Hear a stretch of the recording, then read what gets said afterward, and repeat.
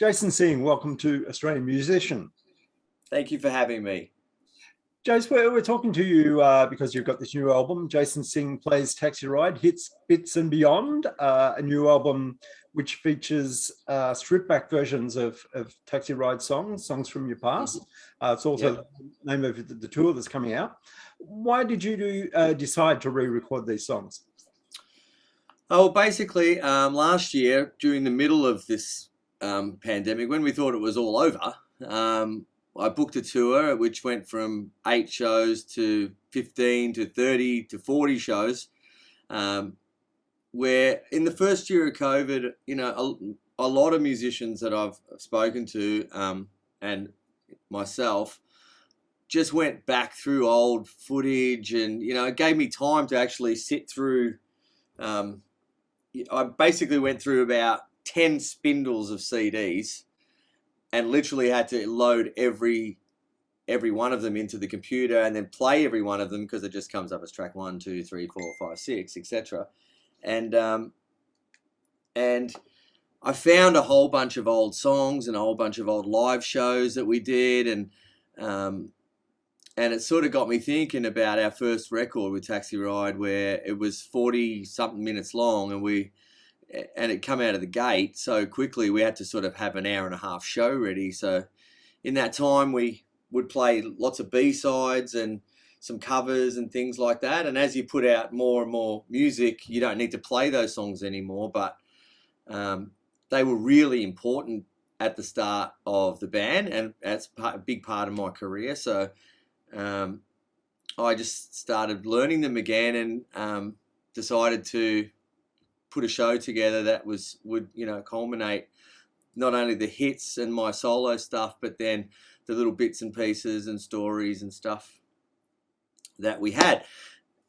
You know, further to that, a lot of the shows obviously got cancelled. We got 20 shows in and had to cancel half the tour, and I was just sitting around here in my studio that I built in the first year of COVID, and I decided to start recording some just for YouTube or, you know, something like that. And I asked my friend Jason Dean to come over, and we just started playing a couple of the songs, and they were sounding really good. And before I knew it, I recorded the whole show as a set. And then, yeah, it was like, okay, why don't we just, when all the shows this year got cancelled, I was like, okay, I'm just going to put this album out and see if people dig it. You know, they can hear, at least they can hear what I was doing without actually getting to a show yet. So. Yeah. When you think back on Taxiride's career, what are the main memories, the career highlights that come to mind? Oh man, there was a lot of highlights. There was a lot of lowlights as well. I mean, but you know, playing Wembley Stadium was unforgettable memory.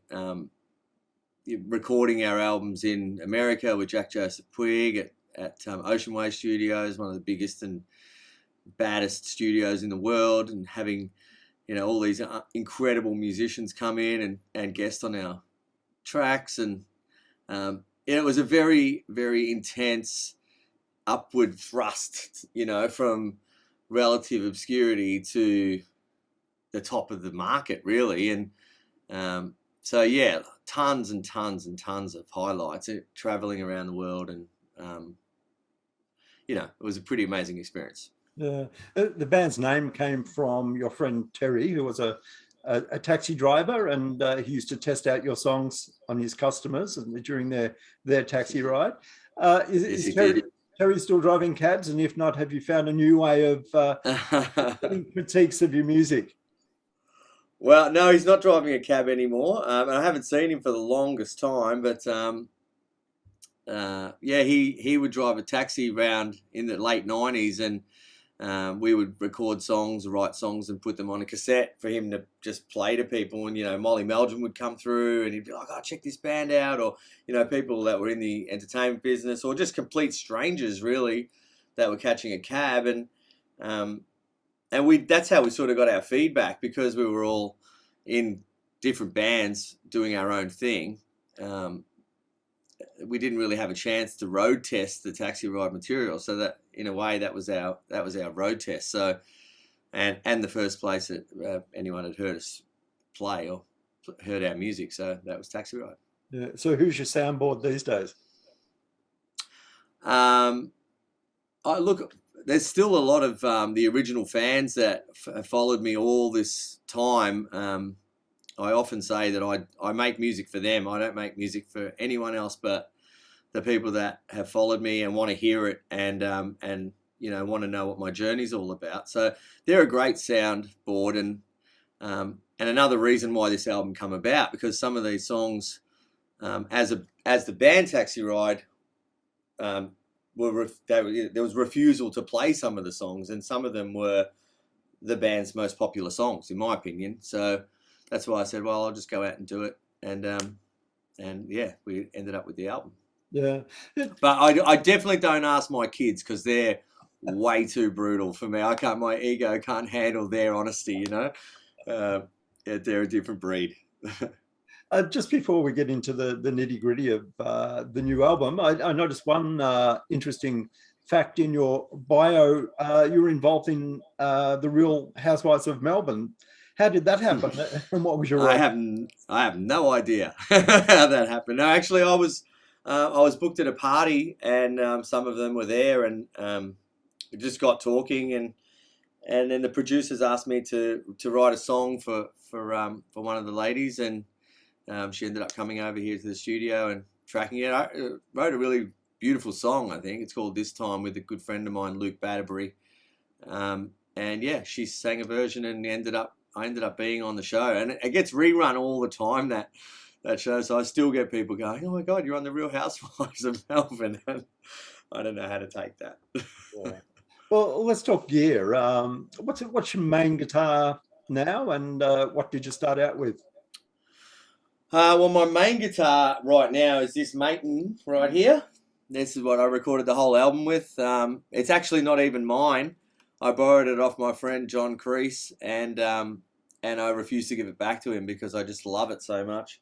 Yeah, so I had a Cole Clark sitting around, and I said, here, you have that and I'll have this, because it's just a beautiful playing guitar. I just love how simple it is, and it really speaks to me, But early on I had the sitar and one of the original Bellman Albatross guitars back there, who they sponsored Taxiride when they were first starting out. And there's a real online, a lot of people love those guitars, but that one right there is the original one right there. There it is. Yeah, they're the green Albatross.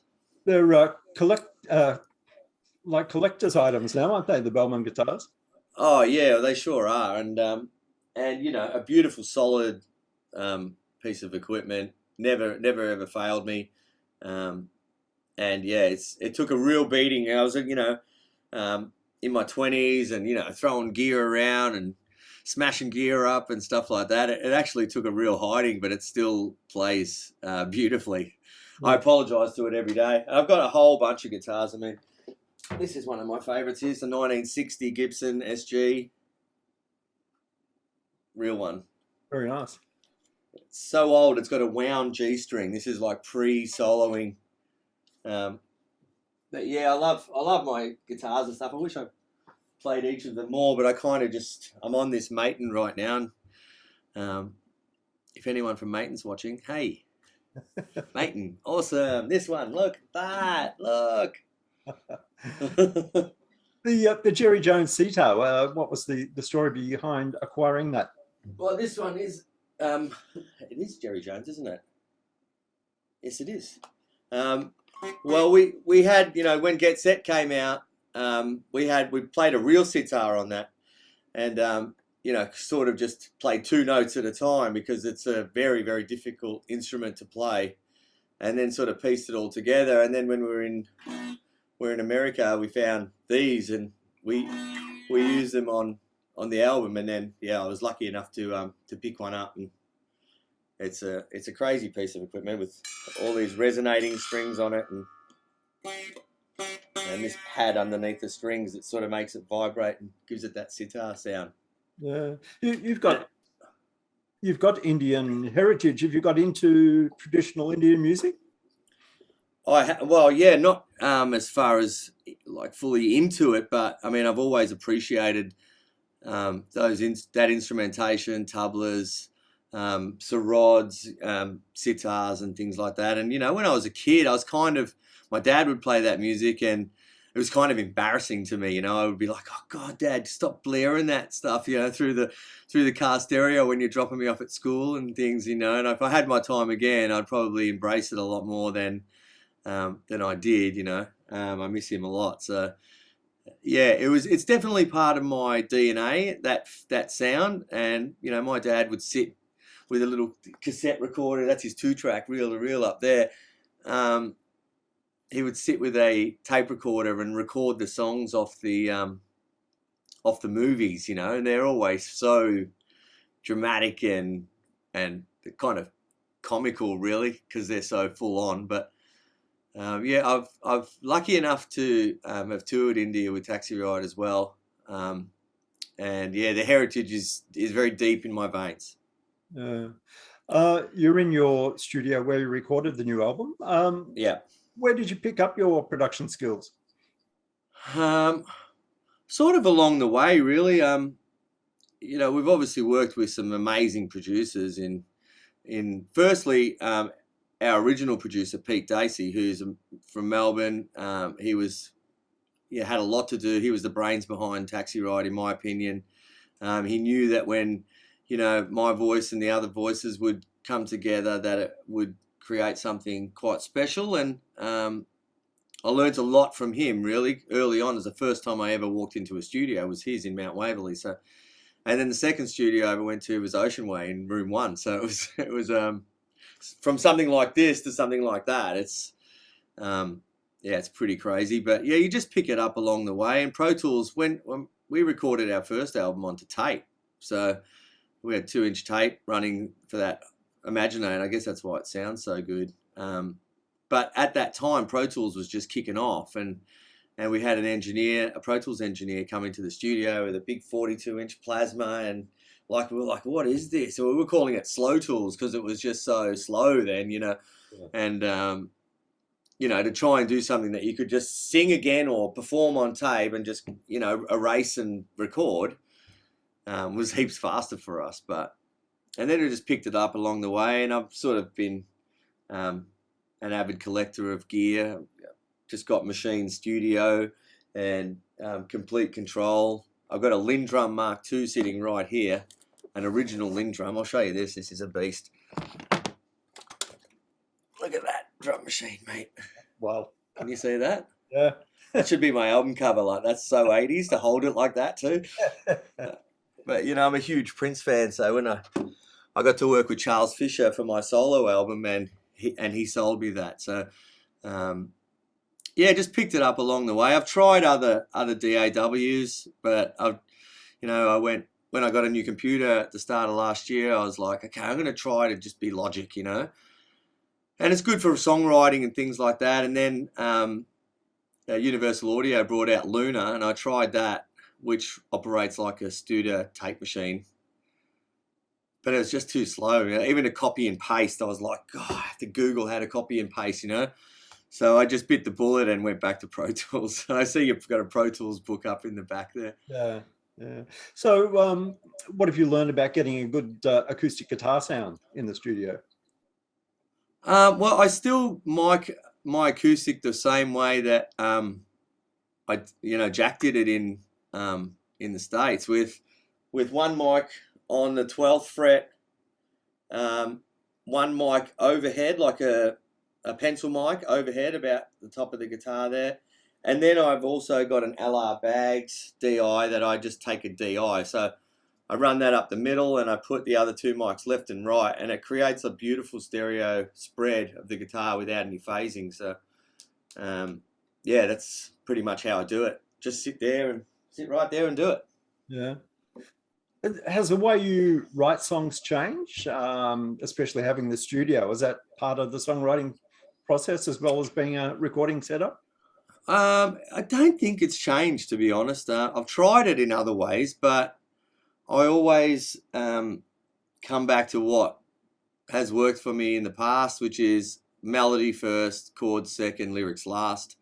It just happens for me that way. And I fill my phone up with little, tidbits about me singing, and just you hear a melody at Coles and away you go, and you sing it into your phone. Then you come home and try and figure out what the chords you were hearing while you were singing that melody, and then you try and come up with a lyric that matches the meaning of the song, I guess. So yeah, it's still pretty much the same way. It's probably the longest and dumbest way to write a song, but I know a lot of great lyricists that write lyrics first and then can write a song with those lyrics. But I've never been able to do that. I haven't really tried, but I've just I go with the melody first. The clear melody for me, that's pop music, so people need to sing the melody. Doesn't matter what we're singing about, really. Yeah. So you finally get to go out on the road. It's a solo tour. It's just you.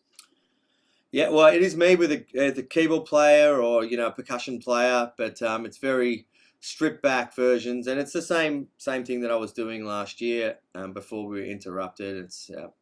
It'll either be myself and my friend JD or my friend Daniel, or this weekend I've got my friend Ash Crick and Sean coming along, the Taxiride drummer. So we'll just as long as I'm there, I think I'll be happy. Like I've never to this day actually done a completely solo performance of anything, because I really like that sort of connection that you have with another musician or another creative person. You always end up in a destination that you wouldn't by yourself. So maybe one day, maybe soon. Actually, I've been sort of contemplating even just standing up and just doing it fully raw, stripped back, and completely vulnerable. Yeah. So what's your stage rig for this tour? My stage rig is I take the LR bags. I've got a tape echo, and I've got a vocal processor. Sometimes I add like a double track or whatever for choruses, or a vocoder or things like that. But it's pretty basic, really. Guitar, picks, and away we go. Oh, where'd you go? Hang on. Sorry, there you are. Oh, there you are. Sorry. It's fairly basic. I've got a looper as well. Sometimes I'll just loop some beats, and we just sing along and play along. It's more about the tour is more about the story of the songs, the emotion of the songs, where I was when the songs were happening or being created, and any sort of interesting side notes and anecdotes about the songs. And even for me, like every night, I'm reminded of something, and it's not scripted, if you know what I mean. It's like playing the show actually reminds me about some of the stuff, and so yeah, it's really fun. Yeah. So what does the future hold for Jason Singh? Have you got any bucket list projects in the back of your mind that you always wanted to get to? Yeah, I've got lots of bucket list stuff, especially this year. Look, the last 2 years has been so crazy. I mean, I know for myself, like I've been going through a full identity crisis, and I think the whole entertainment business has been doing that. Like, who am I? Why do I do this? Can I still do this? Should I still do this? Does anyone give a shit? I've ended up asking myself a lot of quite confronting and difficult questions, and my answer is I don't know. So which manifests the doubt, I guess, in your head. But now it's all about collaborating with people. I'm working on a show for Jason Singh Plays Taxiride that I think is going to be extra special and really intimate, and breaks down that barrier between the stage and the audience. And then, I've got a couple of albums. I wanted to do 3 albums this year, so I've already put one out. I've got another one mid-year, maybe one at the end of the year in me. So I'm feeling really creative, and, I'm fit and healthy and ready to work. I'll knock on wood just in case. Well, Jason, it's been great to catch up. Jason Singh Plays Taxiride, Hits, Bits and Beyond is out now. The dates for your tour are on the website. Yep, jasonsingh.com.au, or all my social media platforms, Jason Singh Taxiride. Yeah. All right, mate. Thanks for joining us. No, thank you very much, and we'll talk soon.